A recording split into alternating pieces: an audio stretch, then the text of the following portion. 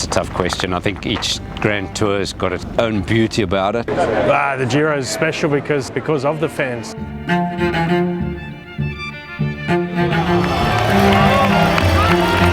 Super passionate, and they love their country. They're proud of their home race.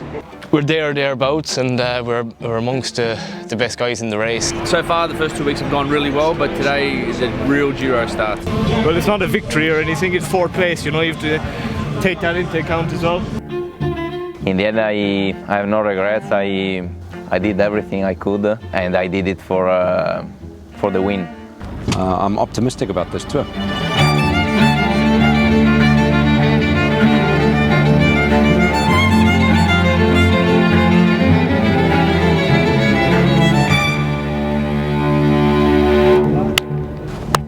My name is David McPartland, and I am Sport Director of Jayco Alula. Team Jayco Alula. We're down in the Abruzzo region of central Italy on the Adriatic coast, about to embark on a 3-week Grand Tour, the first Grand Tour of the year, the Giro d'Italia, Tour of Italy. One of the most beautiful races in the world on the World Tour calendar, and exciting time for our team always. The Giro is typically very back-end heavy, so the second half of the race we've got back-to-back stages to 5,000 plus metres of climbing. In the Giro the road's a lot more technical than what you see sort of at the Tour de France, for example.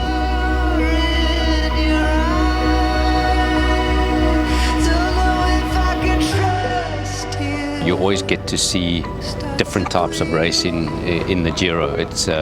There's a lot more fantasy that comes out in the racing, and that makes the racing really exciting for the fans.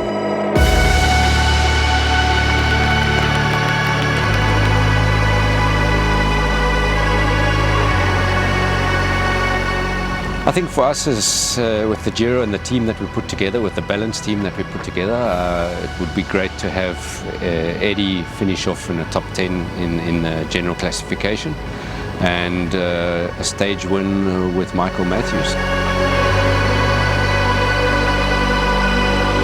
We've got a double-pronged approach really. We've got Michael for the stages that suit him. We've got a good group where we'll get behind him to make sure that he'll give him the best opportunity to sprint for the win. The professional rider he is, and the work that he's done at home, even though the bad accident that he had in Flanders is close to the Giro, he's recovered well and he's put a huge amount of effort into. So to have him take home a stage would be fantastic. We have Eddie Dunbar. We were very pleased on getting him on board, and he had an unfortunate start to the season by breaking his wrist in Spain. He's progressively been improving, and we've seen a huge improvement in the last 2 weeks, so we're very pleased with the way things are going. So he's coming in just at a good time, and it's realistic to go top 10 GC with him. He's only doing his second Grand Tour, but his condition is really good and he's coming into it pretty fresh, so I think it could be a good race for him. They're the two big goals of this year's Giro. The first road stage of the Giro d'Italia started in Teramo.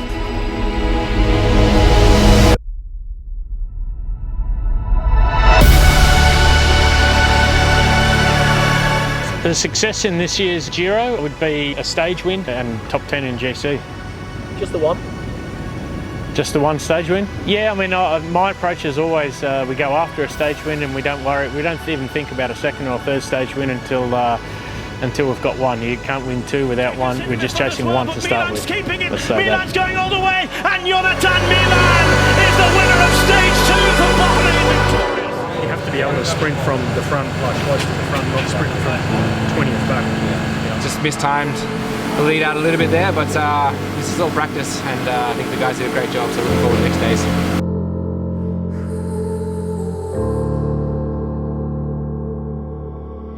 It was a while ago, but there was some good times where I was winning in the pink jersey, and that was quite beautiful. So hopefully this year we can have some more memories like this. Had a look at a lot of the stages here that suit Michael. This tour, there's probably 4 or 5 stages that are suited to him. This is probably the one that suits him the most. We've identified it as one that suits Michael, and we're going all in for the stage win. But this is a super job being put together by Filippo Zana to keep his team at the front, Sean. Yes, well, he is really pushing around here. We can see He's just finished the job now, and what a job they have done here to have Team Jaco and Lula. 100 metres to go now, and it's going to go uphill to 5%. It's time to go, but you have to go at the right time. 300 metres to go. Right turn, and it's still Pedersen who's in the right position. In the light blue, just look out though, because Michael Matthews is going to go. Vincenzo Albanese is close. It's Mats Pedersen in the red and white. It's Michael Matthews staying at the front. It gets a little easier from here. Michael Matthews has given everything. Mats Pedersen's coming around. Michael Matthews still at the front. Michael Matthews going all the way. This sprint is eternal. This sprint's never ending, but Michael Matthews has it. To be heroes, blood on your knuckles. To be honest, I wasn't thinking.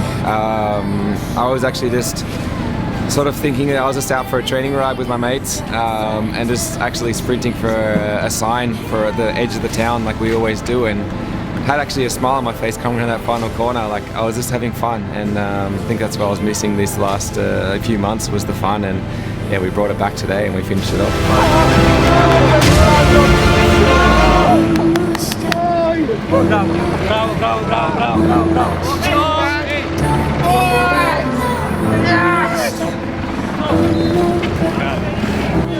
Oh mate, that was a hard day, but we committed from the start with our boys, and they rode all the way to the final and set me up perfectly. So, I mean, I'm speechless. It's amazing.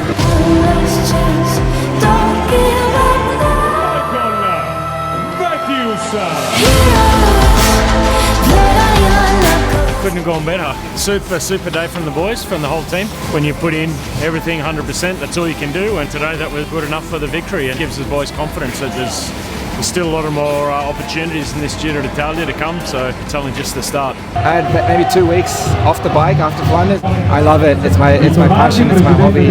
It's what makes me happy, and that's what got me back on the bike and training as hard as I could for this Giro.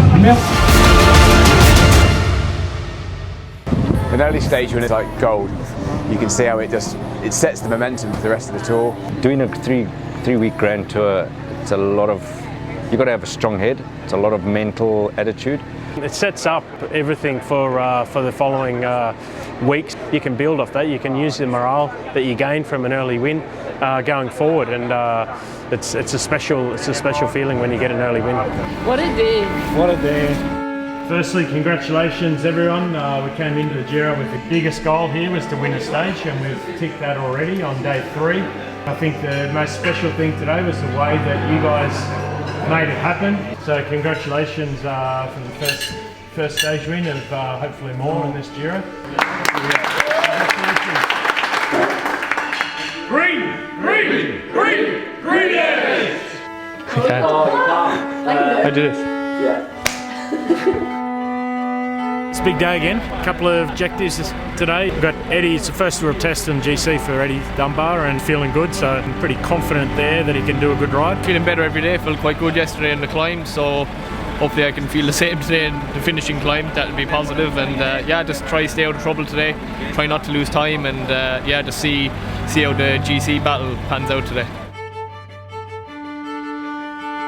Eddie's been fantastic, you know, we were very pleased on getting him on board. It's a team that we kind of always stayed in contact with over the years. They always showed interest in me from when I was under 23.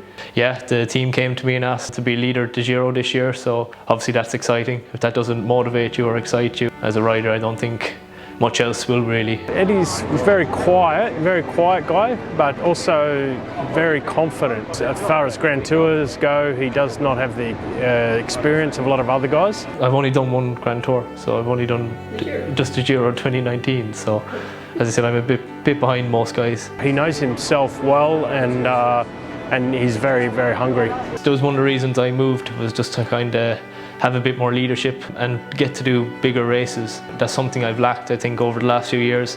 Eddie, yeah, he's just no frills, just gets on with it. Really excited to get the opportunity that we've given him here, and he's making the most of it.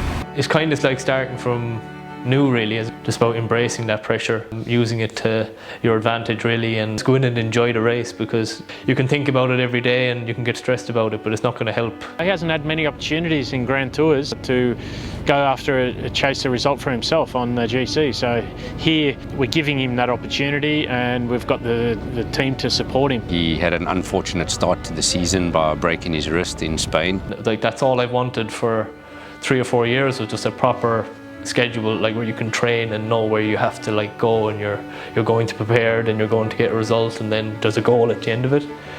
So like that was just gone in the space of like, yeah, 70k the first race, and it was just like, yeah, you're just, what am I going to do now, you know? I think I'm still going to be in good shape before the Giro. I've been sleeping in an altitude tent, and I've been doing twice a day in the turbo for 3 or 4 weeks. So in terms of fitness, probably one of the fittest I've ever been. When you're doing that twice a day for 3 or 4 weeks, it's yeah, your condition's gone nowhere really. GC was always the way I wanted to go. I just feel like I get better as the race goes on. I've always been like that. As I said, one of the main things I probably needed to improve on was my time trialling, which I've done quite a lot of work on in the winter. That was one of my main aims this year, was just to kind of improve on that, and hopefully the rest will follow. Try and get a top 10 at least on GC there. I think that's a realistic aim, and just get some learning for the future as well, and learn how we prep for this Giro, and taking that into account for the next few years. I think it's going to help a lot as well. Of course, he's not regarded as one of the favourites without any big pressure on him. I think, you know, like I said, it's realistic to think that he'll be in the top 10 when we arrive in Rome. And behind, Evenepoel, just about showing strength.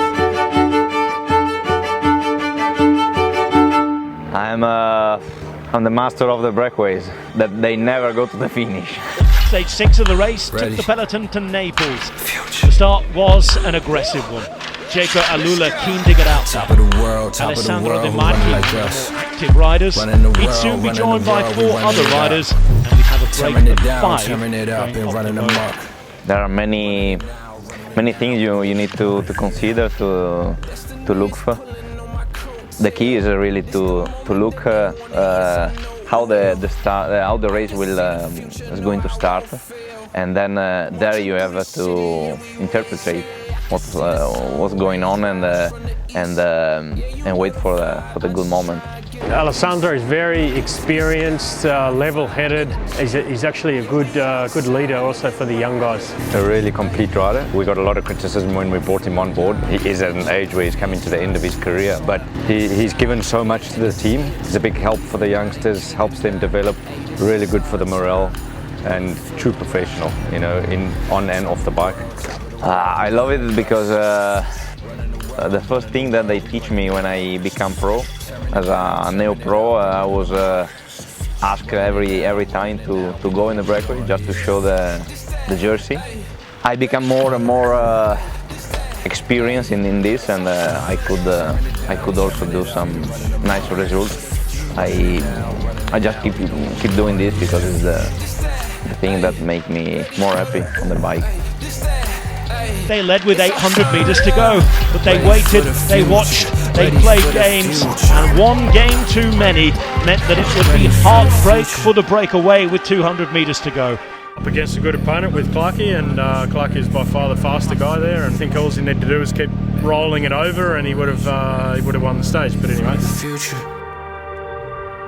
But I had the feeling that if you really start the sprint really long, maybe I could. I gamble a bit. I need to do that. Simon was for sure faster, so I need to try to let's start the sprint. But then you know, sometimes you win, sometimes you lose. In the end, it was a nice and almost, I would say, epic. We were both really committed. We didn't hide ourselves, and we just put everything we have on the table without fear and regret. Once you are there, you need to play your card. I played the card that I had, and in the end they catch us, but it was still a nice battle with a nice colleague. It's always nice to come here with a champion of a Grand Tour that you have on your team is always great, and you always get good reception for it, and I can see he's tremendously excited, as we are. It's your country, no? So your people, and of course, as an Italian, you have a different reaction to what you are doing, and that makes everything really more and more exciting and nice.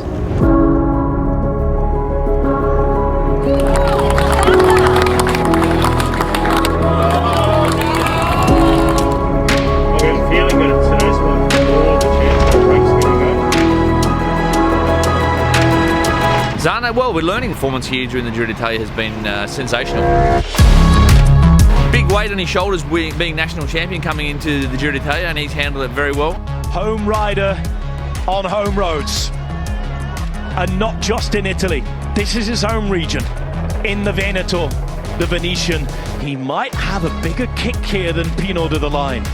Filippo Zana, who's looked good, who's on a great first Grand Tour as a World Tour rider, and he's here to try and take another stage win for Checo Alula. 2 mountain stages left to do it in his Giro career. Pino leads it out from the front, but he can't get rid of Zana at the moment. The face is on, the effort's there, but here comes Zana making his move. There is Filippo Zana to the line. The homeboy doing it up against Prince Vincent, and there it is.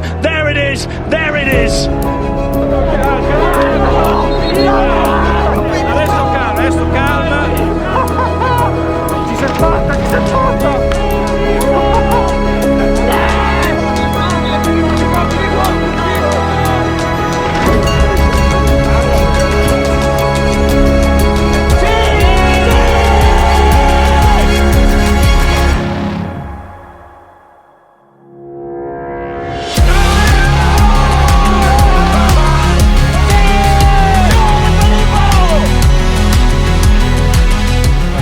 And wearing that jersey, fantastic. Hey, you know what? Wow. Everyone's going to be celebrating, buddy. You go and enjoy the moment.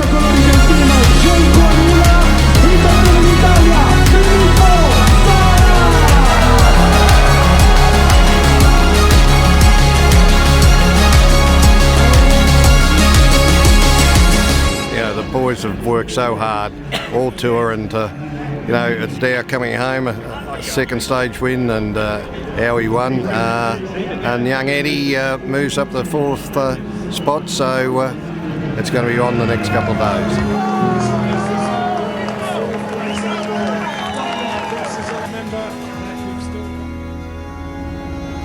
I was just frustrated because there were so many points yesterday in that last 2K. My body wanted to go, but it couldn't. You just. Sorry, Sean, it's your compatriot Eddie Dunbar just started to lose contact. If Dunbar is working to his power output, knocking it off a little bit for the moment and possibly get back in there. Can't Eddie fighting for top 5 in the Giro here? You're a legend, mate. Come on, all the way to the line. Just like my body, and then when I did for like 50 meters, then I just the altitude couldn't fucking do it. Just felt like you hit a wall. Yeah. Then I'd have to back off. Then I'd find my rhythm again. Yeah. 42 seconds now from Eddie to Damiano Caruso. Can he try and claim back some of that time tomorrow on the time trial, do you think? Yeah, like I said this morning, we're in unknown territory with Eddie. 20 stages into a Grand Tour now. It's a big unknown still, but it's a brutal time trial. But it's normally it still suits Eddie.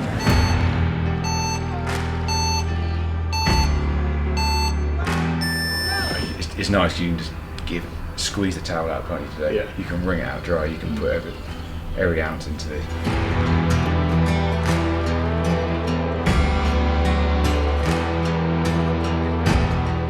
Yeah, difficult. I think, probably the last 2 days we saw he was on the limit of this Giro.